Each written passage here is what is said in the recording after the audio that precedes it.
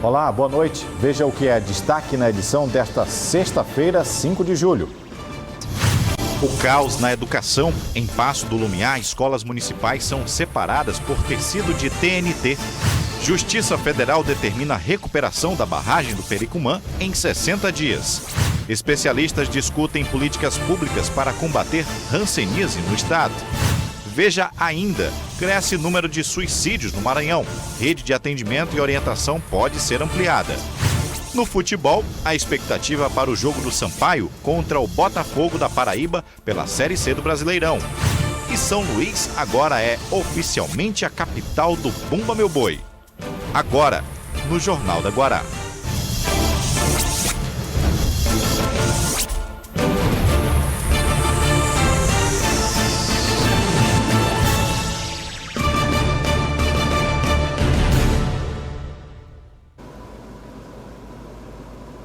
São graves os problemas de infraestrutura nas unidades educacionais do município de Paço do Lumiar, na Grande São Luís.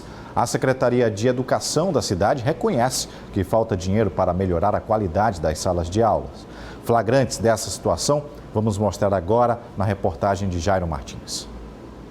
Crianças estudando em salas divididas por TNT, com forro caindo e até com verdadeiras cachoeiras por conta dos telhados sem manutenção.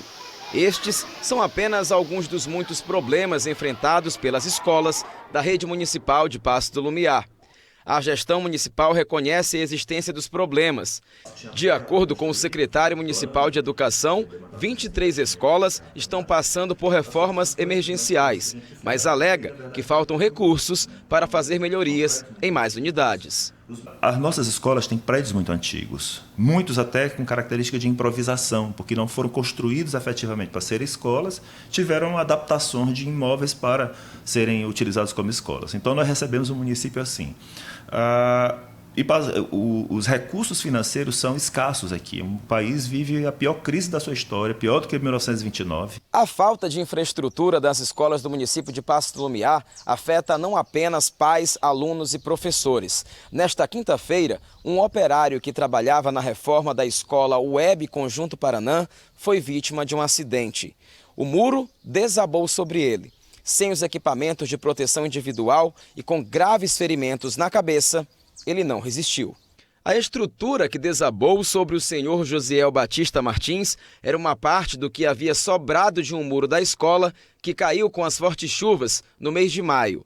A prefeitura contratou uma empresa para fazer a recuperação e esta, por sua vez, teria contratado o senhor Josiel e outros 2 homens para executar o trabalho. O secretário de Educação do município esteve na escola logo após o acidente e afirma que os trabalhadores usavam EPI. Eles já haviam feito a poda, ele e mais outros 2 colegas de trabalho, já estavam sentados aguardando o horário do almoço, sem os equipamentos, já tinham tirado porque já tinham concluído o trabalho. E ele se levantou, isso foi a narrativa de um dos outros 3 que estava presente, que depois que passou o estado de choque, eu pude conversar com ele, ele me narrou esses detalhes porque ele estava presente. Fomos até a delegacia do município que investiga o caso e a delegada foi enfática ao negar a versão dada pelo secretário. Nessa hora ele estava de costa para o muro, o senhor Josiel de costa para o muro, cortando uns galhos que estavam para lá.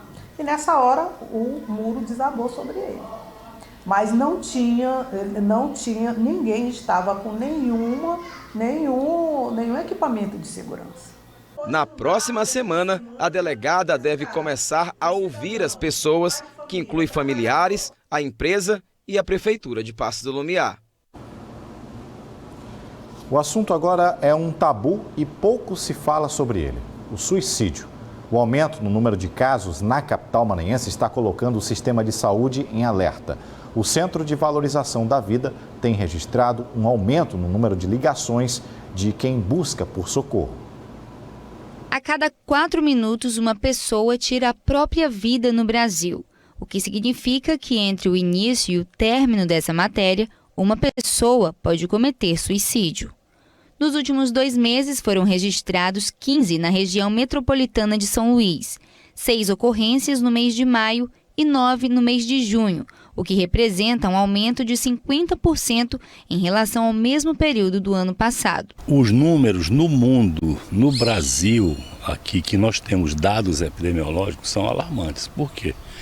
Porque primeiro você constata um crescimento volumétrico de prática de suicídio no mundo. Hoje, para cada 1 milhão de pessoas, um se mata. Aqui no Brasil, a cada 4 minutos alguém está se matando. Então isso é um número absurdo. Existem fatores de risco que, segundo o psiquiatra, contribuem quando a pessoa está em situação de vulnerabilidade.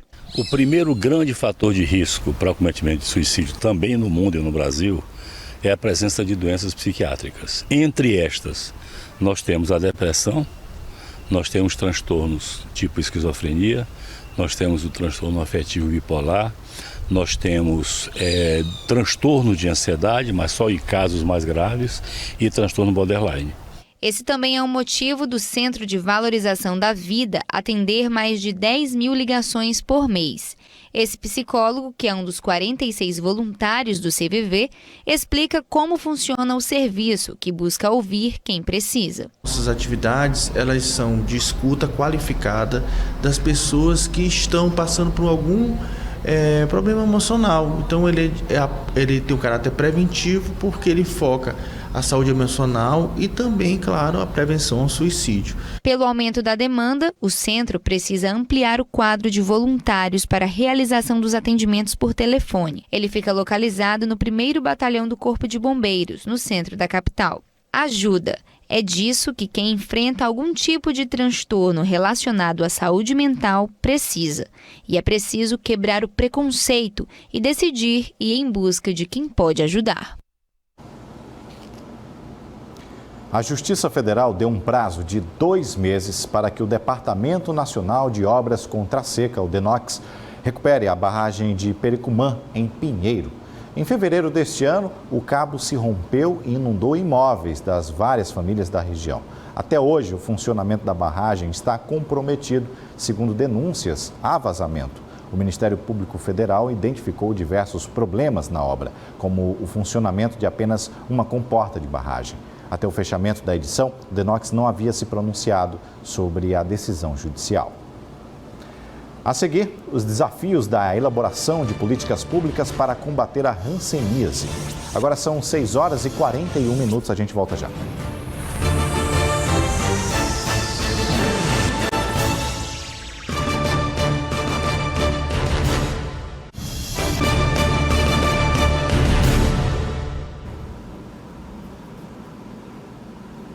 De cada 100 mil pessoas no Maranhão, 44 são diagnosticadas com hanseníase. E muitos já foi muito bem pior. Em 2015, eram 70 para cada grupo de 100 mil. O estado é vice-campeão em número de casos da doença. E apesar da redução, os desafios continuam enormes. Ciente da necessidade de combater o problema, o governador Flávio Dino recebeu o embaixador da Boa Vontade da Organização Mundial da Saúde para a eliminação da hanseníase e discutir políticas públicas de saúde. A repórter Bianca Nogueira entrevistou o embaixador e essa entrevista nós vamos exibir agora aqui no JG.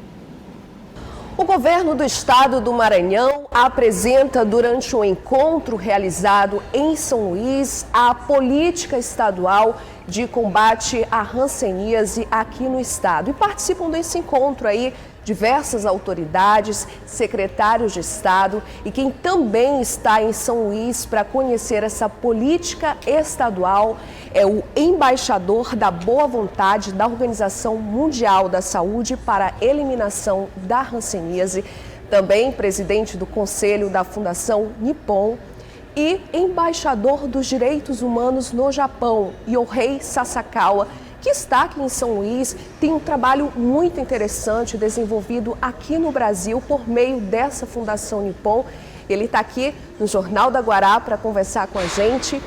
Muito bem-vindo ao Maranhão, parabéns pelo seu trabalho, muito obrigada. Como é que foi esse despertar para essa missão de ajudar pessoas aqui no Brasil para ter um país livre da hanseníase? Esse trabalho começou com meu pai. Meu pai, quando era bem jovem, se apaixonou por uma pessoa e, de repente, essa pessoa sumiu, não existia mais. Mais tarde se descobriu que essa pessoa havia adquirido hanseníase e foi separado, foi levado para um lugar bem distante do local onde se morava. Bom, ele é presidente do conselho da Fundação Nippon, que faz investimentos, liberação de recursos em cidades do Brasil para o combate, para um programa de um Brasil, um país livre da hanseníase.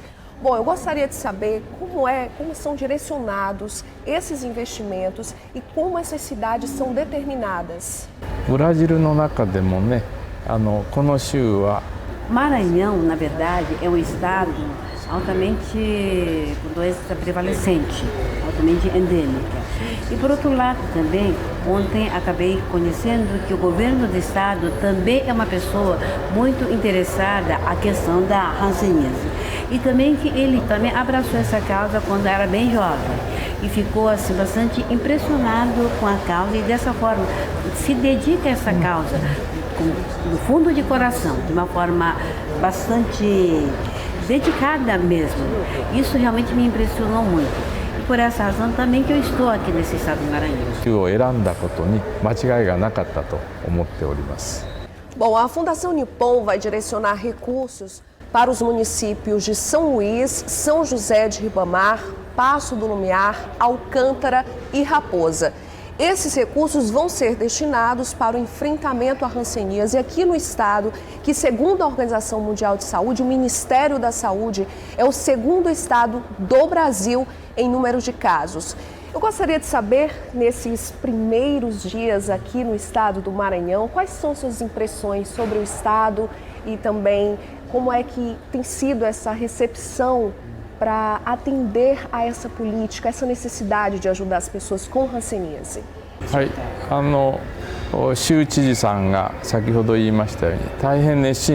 Dentro da política de saúde, implantaram 5 pilares e dentro desses 5 pilares, um dos pilares é a hanseníase.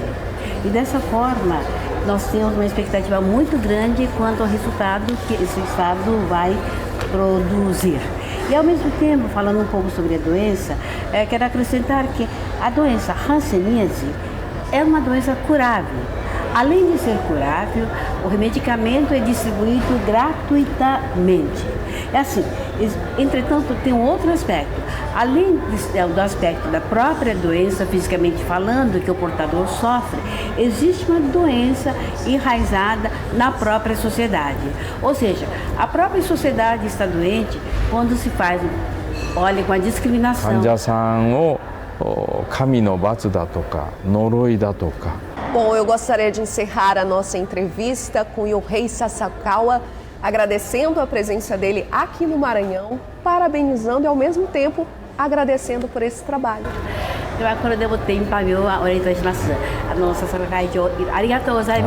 Obrigado. Uma carreta afundou hoje depois de cair no mar, no Porto do Cujupe. A sequência de imagens mostra a situação.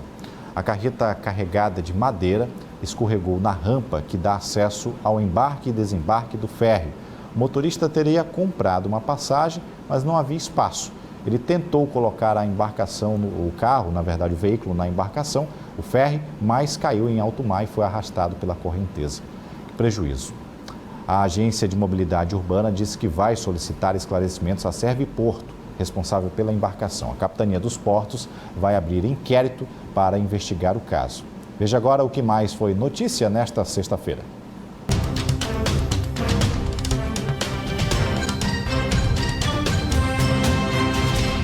Termina hoje, logo mais à meia-noite, as inscrições para pessoas residentes no exterior, interessadas em fazer o Exame Nacional para a Certificação de Competências de Jovens e Adultos, o Enseja Exterior. Acaba também hoje o prazo de solicitação para atendimento especializado. As provas do Enseja Exterior serão aplicadas no dia 15 de setembro, em 18 cidades de 12 países. Os candidatos que estiverem em busca do certificado do ensino fundamental devem ter, no mínimo, 15 anos de idade, completos, na data da prova. Já para o certificado do ensino médio, a idade mínima exigida é de 18 anos. A informação foi dada pelo ministro do Meio Ambiente, Ricardo Salles, ao anunciar o lançamento do edital do primeiro pacote de unidades de conservação que deverão ser concedidas à iniciativa privada. O objetivo do governo é privatizar, no total, até 20 unidades de conservação do país. O Parque Nacional dos Lençóis também está no pacote do governo. O cantor radicado no Maranhão, Carlinhos Veloz, dentre várias composições suas, ele escreveu uma canção chamada Terra Gentil, que em seus versos diz mais ou menos assim: tá todo mundo querendo mudar para o Canadá. A letra é bem bacana. Tá certo que nem todo mundo quer mudar, mas planos para conhecer muita gente tem. E empresas estão cada vez mais especializadas em levar você até lá para conhecer e, quem sabe, no futuro, se mudar. Por que não? Já pensou em sair de férias e ao mesmo tempo estudar no exterior? Pelo programa de férias da Via Mundo, é possível fazer as duas coisas na mesma oportunidade. O Canadá é o destino favorito de estudantes que querem aperfeiçoar o idioma. O programa tem uma média de duração de 3 a 4 semanas e os alunos, de segunda a sexta-feira, vão ter aulas de inglês pela parte da manhã, são 15 horas de aulas por semana, e sempre na parte da tarde, aos finais de semana, os alunos vão fazer atividades culturais, sociais dentro da cidade. Vão poder visitar pontos turísticos, históricos. Toronto, a maior cidade do país, é um dos destinos mais visitados atualmente. A facilidade de visto é um dos motivos, mas também por sua receptividade e qualidade de vida.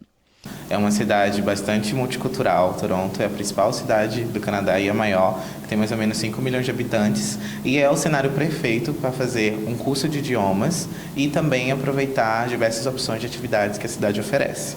Os estudantes ficam hospedados em casas de família, que recebem até 2 por casa. Um líder da agência faz o acompanhamento nas atividades e dá o suporte no local. O Gabriel e a Yara participaram do programa. Eles passaram as férias de julho do ano passado no país e recomendam a experiência. Para mim, o que foi mais diferente foi o choque cultural que eu tive, porque eu estava em um país diferente, uma cultura diferente. Em relação ao Brasil é muito diferente, as pessoas, os costumes em si. E pelo fato de eu ter feito 15 anos, teve uma lembrança maior. Que eu lembro muito bem, que foi na escola, os meus amigos fizeram uma surpresa para mim. Em média, por viagem, vão de 15 a 20 alunos. Além da cidade de Toronto, eles também visitam Montreal, Niagara e outras cidades próximas. Uma viagem completa, capaz de enriquecer não só o vocabulário, mas a bagagem cultural de todos os visitantes. Esse é um dos nossos principais diferenciais, sempre vai um líder da Via Mundo acompanhando o grupo, tá? Que fica esse período todo que o grupo está lá sendo o líder do grupo, né? Todos os dias o líder está com os alunos na escola, o líder está acompanhando nas atividades e está sempre como esse suporte 24 horas para os alunos. Ainda nesta edição tem esporte. Já a seguir, a posse dos novos secretários de governo do Maranhão. Agora são 6 horas e 54 minutos.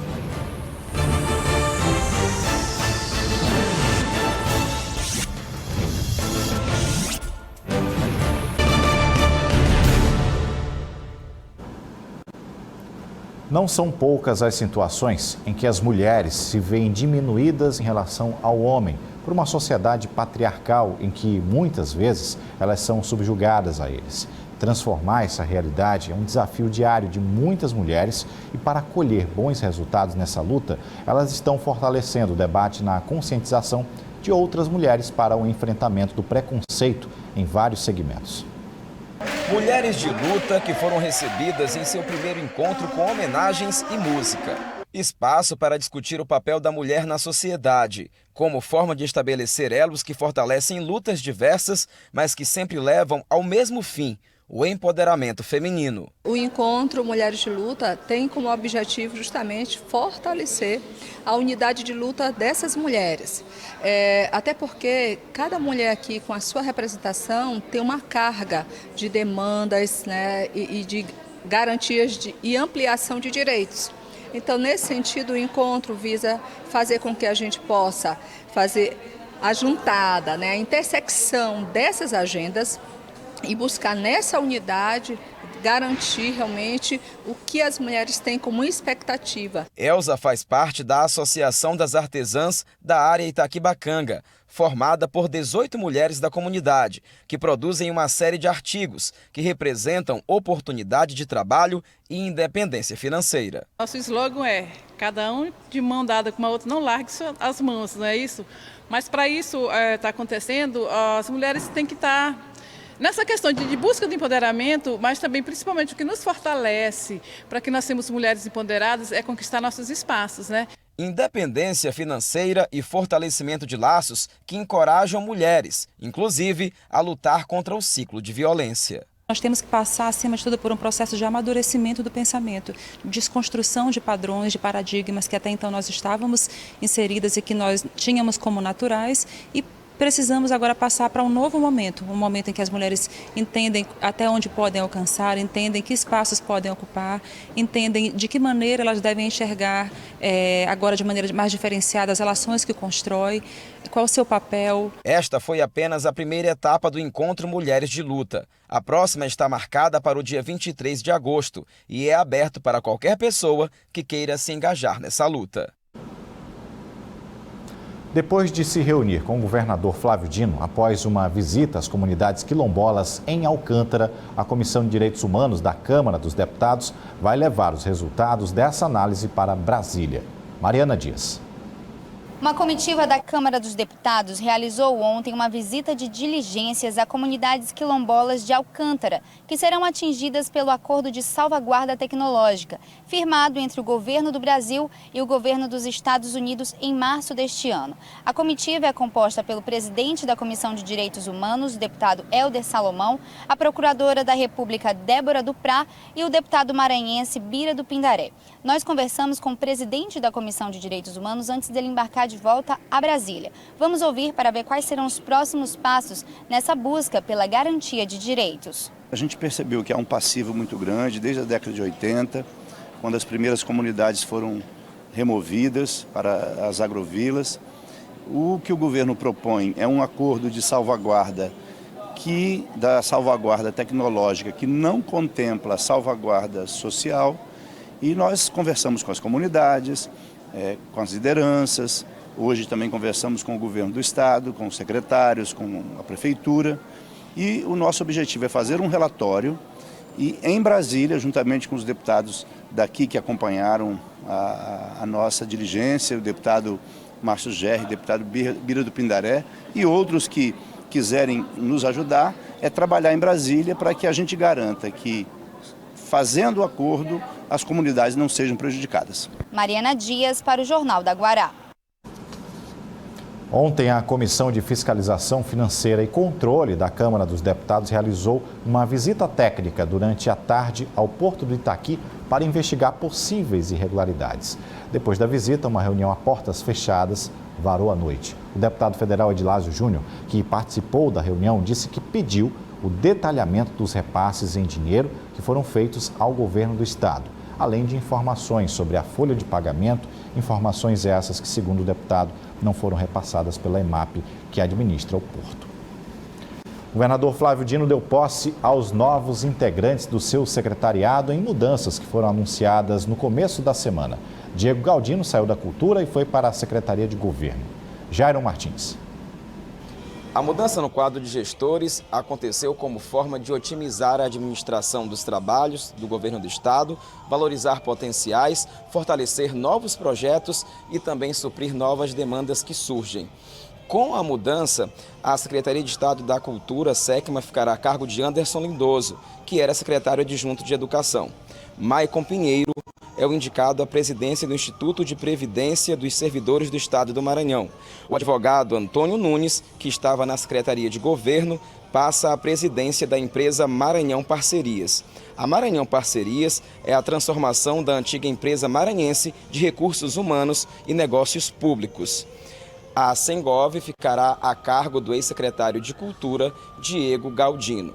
A cerimônia dos novos cargos aconteceu aqui no Palácio Henrique de La Roque e contou com a presença de várias autoridades. Jairon Martins para o Jornal da Guará. A seguir, os destaques do esporte com Ana Tereza Viegas e a sanção pela Presidência da República do projeto que transformou São Luís na capital maranhense do Bumba Meu Boi. Agora são 7h04. Fique com a Tábua de Marés para amanhã.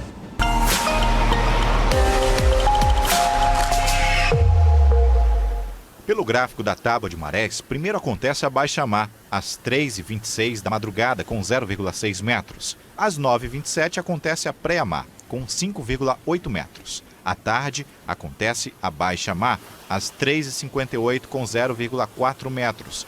Por fim, a pré-mar, às 10h01, com 5,6 metros.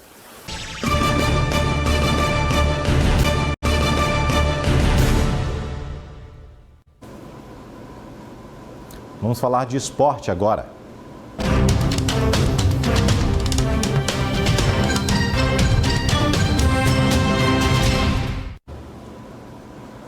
Sampaio e Imperatriz voltam a campo amanhã e segunda-feira, respectivamente, tem com objetivos traçados nesta Série C. Ana Tereza Viegas, que cada um desses times almeja. Boa noite. Pois é, a classificação, né? Boa noite, Hugo, boa noite a todos que acompanham o Jornal da Guará. Sampaio joga amanhã contra o Botafogo da Paraíba, terminou hoje a sua preparação lá em João Pessoa. Imperatriz só joga na segunda-feira, recebe o Náutico no Frei Epifânio. Antes da gente falar um pouquinho mais sobre Série C, Hugo, quero pedir aqui um espaço para destacar a vitória das meninas do Sampaio Basquete. Venceram ontem o segundo jogo do Playoffs contra o Ituano por 69-52.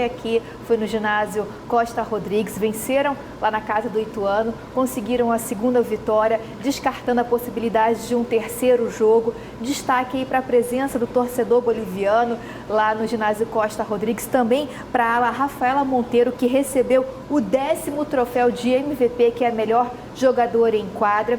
Bom, então agora o Sampaio Corrêa, nessa caminhada para o bicampeonato da LBF Sampaio Basquete, né? Vai esperar então o próximo adversário, que vai ser SESI ou Santo André, só que o SESI Araraquara já venceu o primeiro jogo contra o Santo André e as duas equipes voltam a se confrontar neste domingo. Falando agora sobre Série C, primeiro eu queria logo puxar aqui a tabela, depois que sair as imagens está aí, a tabela para a gente mostrar um panorama como é que está a classificação na Série C, tá aí, ó. A gente tem o Ferroviário se mantém na liderança, o Ferroviário que hoje enfrenta o Santa Cruz lá no Arruda, em Recife. Segundo lugar, o Botafogo da Paraíba, que é o próximo adversário do Sampaio amanhã. O Santa Cruz em terceiro lugar. Bom, Santa Cruz também tem 16 pontos, a diferença entre Santa Cruz e Botafogo da Paraíba no saldo de gols. Aí a gente vem o Náutico em terceiro, que é o adversário do Imperatriz na segunda-feira, o Confiança em quarto, aliás, o Confiança em quinto, aí a gente tem o Sampaio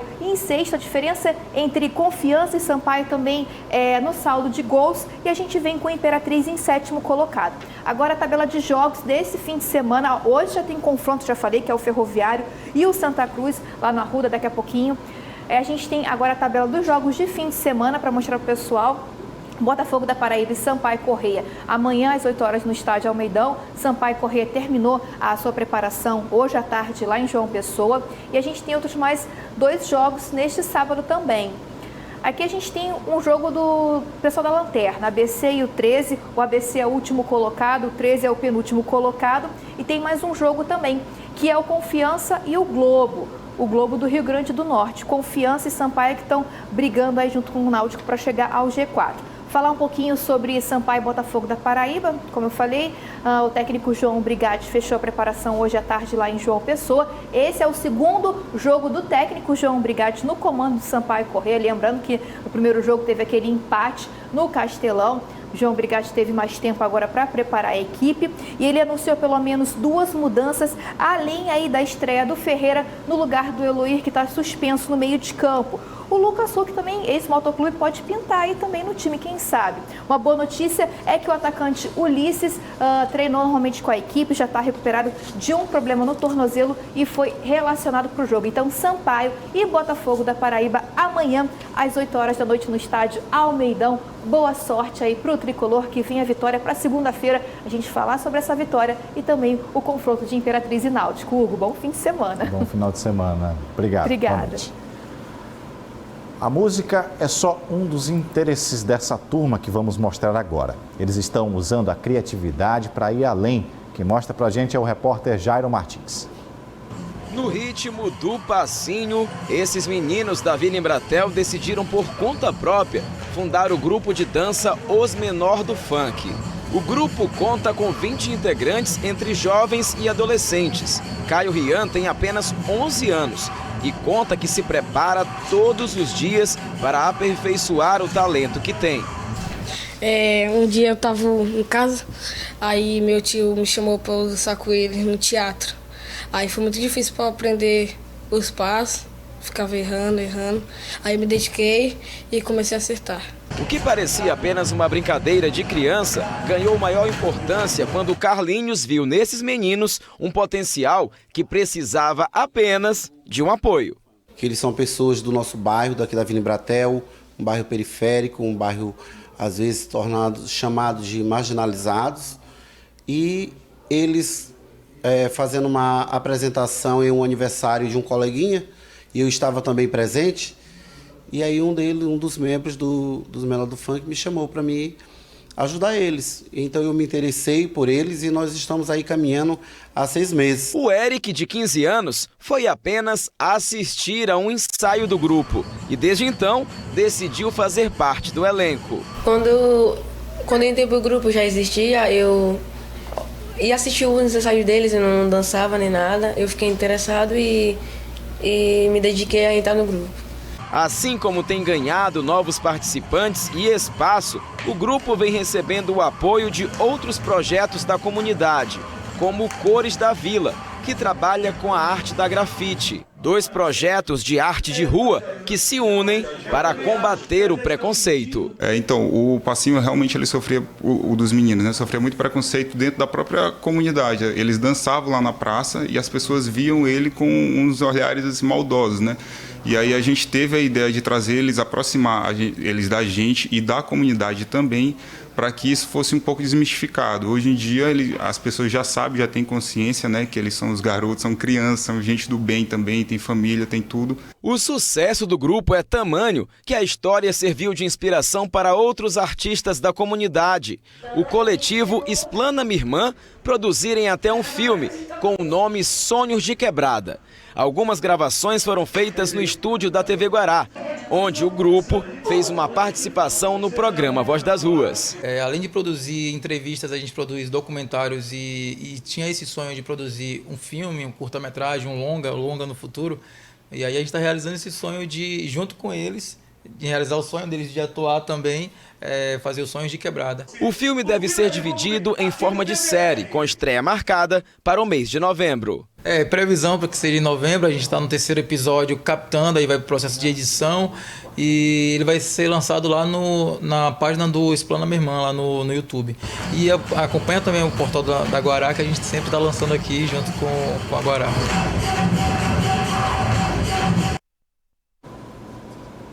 Olha, sempre muito bom ver a nossa Maranhão cidade sendo explorada para o bem, é claro, sendo representada de maneira positiva. Tem uma novidade incrível. Publicada ontem no Diário Oficial da União, São Luís está denominada oficialmente a capital nacional do Bumba Meu Boi. O projeto é de iniciativa do deputado federal Hildo Rocha. Há séculos, a festa do Bumba Meu Boi é comemorada em São Luís, especialmente nos meses de junho e julho, em homenagem ao Alto de São João, quando grandes arraiais são montados na cidade. A manifestação, que conta com a história de Pai Francisco e Catirina, possui ligações com tradições indígenas, africanas e europeias, e também com elementos de celebrações religiosas católicas. Os diversos grupos de Bumba Boi se expressam por meio de música, coreografias, vestimentas e instrumentos, uma expressão popular da cultura, da fé, da devoção do povo maranhense.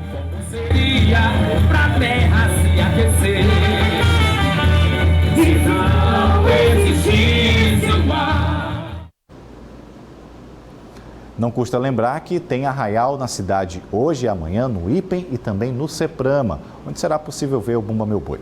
Outras notícias no portal guará.com. Fica agora com os analistas, que entrevista Anderson Bogé, professor de filosofia.